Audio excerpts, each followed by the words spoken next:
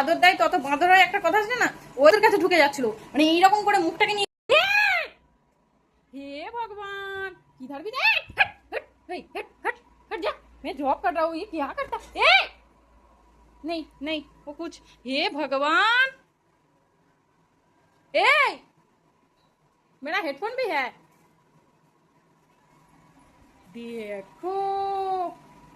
আরে ওই এই না না একটা জল দিতেই হবে, এই যা ওই যা যা ঘরের ভিতর, ওই ঘরের ভিতর কি ঘরের ভিতর কি দেখো। হে ভগবান এ দেখো ঘরের ভিতরে যাচ্ছেই নি পুরো, এ ঠাকুর আমি একা একা এখন কি করি, গোপুরে আমার ভয় পাচ্ছে, এবার বাইরে কর। হায় হায় আমার হেডফোন আছে, দেখো আমি গোপুতে সেই মালাগুলো কোথা ফেলাবো, শুকনো করতে দিয়েছি ওখানে।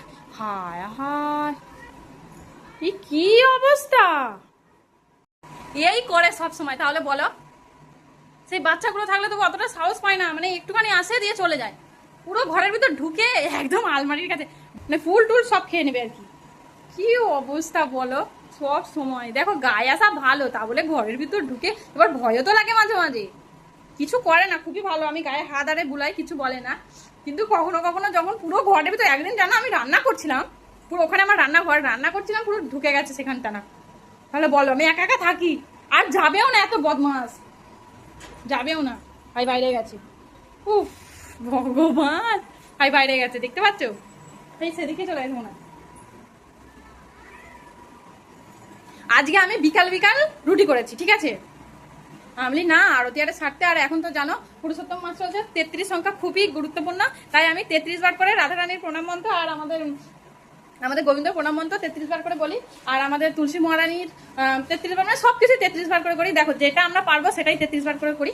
পুজো টুজো করতে আর প্রণাম করতে এখন আর এত দেরি হয়ে যায়, সবকিছু কত করে দেরি হয়ে যায়, তাহলে বিকেল বিকেল আজকে রুটিটা করে নিই, দিয়ে আমি আজকে একটা ভিডিও এডিট করে সবজি বানিয়ে কালকের জন্য সবজি বানিয়ে রাখলাম, তারপরে আমি রুটি করেছি।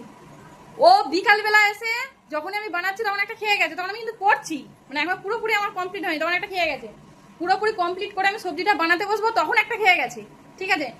আবার দেখো তোমরা বলবে খাইয়ে আমি বলছি, কেন বলছি, একটা মানুষ যদি 3টা করে রুটি খায় তাহলে আর মানুষরা কি করে খাবে তুমি বলো, মানে আর গোমাতারা কি করে খাবে বলো, এত বদমাস।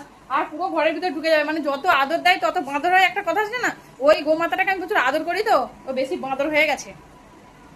ও খুব ভালো, কিন্তু কোথাও শুনে মাঝে মাঝে, ওই জন্য ওকে আমার খুব ভালো লাগে, অন্য গৌমাতার চেয়ে ওকে আমার ভালো লাগে, আর ও আমাকে ভালোবাসে একটু, সত্যি কথা, ওই জন্যই ঘরে ঢুকে, কিন্তু মাঝে মাঝে ভয়ও পেয়ে যায়, এরকম ব্যাপার জানো।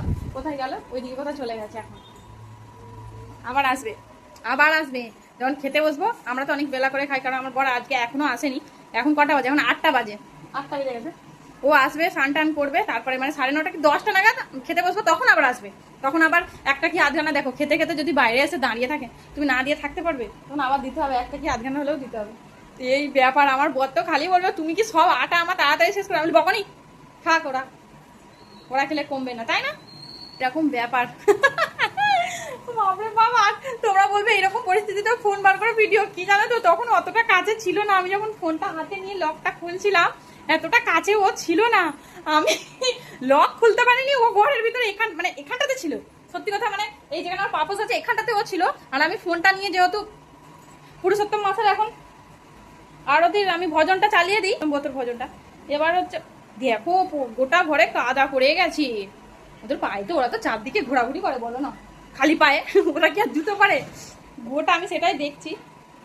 এবার ফোনটা লক খুলবো দেখি না ওখানটা লাগ চলে গেছে, মানে শতপ্রথম আমার গোপুদের কাছে ঢুকে যাচ্ছিল, মানে এইরকম করে মুখটাকে নিয়ে গোপুদের কাছে, মানে এরকম জিভ দিয়ে এমন করে না, ওরা তো খুব জিভ দিয়ে চাটে সবাইকে, ওই গোপুদের কাছে ওইরকম করে ঢুকে যাচ্ছিল। এবার আমার যেহেতু এখনো ধূপ জ্বলছে, আমি ওর মুখে ছেঁকা লাগবে, আমি বলছি হেড হেড হেড, তো মুখটাকে এরকম করে হেড হেড করে দিয়েছি, ও পুরো মানে আলমারির কাছে আমার আমি সেই নৃসিংহ চতুর্দশীর দিনে আমি বাপিদের মালা করিয়েছিলাম, সেই মালাটাকে কোথায় যেখানে সেখানে ফেলবো বলো তো, এখানে ক্যাচরাওয়ালা আছে, সেই ক্যাচরাওয়ালাটাকে ফেললে সেইগুলো তারা সেই ডাস্টবিনে গিয়ে ক্যাচরায় গিয়ে ডালবে, তার থেকে আমার বাবা ঘরে থাক, আমি শুকনো হয়ে গেলাম একটা চিকের মধ্যে রাখি, পরে কখনো কোথাও গঙ্গায় গেলে ফেলিয়ে দেবো, বা আমি বাড়িতে গিয়েই ফেলবো, এরকম একটা কল্পনা নিয়েছি। ও বাবা শুকিয়েও কিন্তু অনেকদিন গেছে, ওটাকে সরিয়ে দিলেই হতো, ও এসে সেই ফুলগুলো সব খেয়ে নিয়েছে, যাক ওরই পেটে গেল, অন্য কিছু ব্যাপার না, কিন্তু ও পুরো ডাইরেক্ট ওই ফুলের দিকেও চোখ গেছে।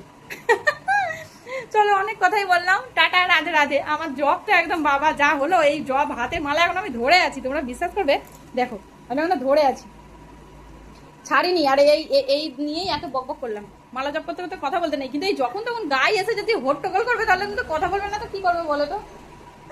বাপরে বাপ। এই ভিডিওটা তোমাদের সাথে কিন্তু আমি কাল শেয়ার করব। আজ যেহেতু এবার রাত হয়ে যাচ্ছে আর কোনো কিছু শেয়ার করব না, একটা খালি ফটো পোস্ট করবো গুড নাইট, কারণ 8টার পরে আমি আর কিছু মানে ভিডিও পোস্ট করি না, তাই এই ভিডিওটা আমি তোমাদেরকে কাল পোস্ট করব, ঠিক আছে। কি অবস্থা বলো, চলো টাটা।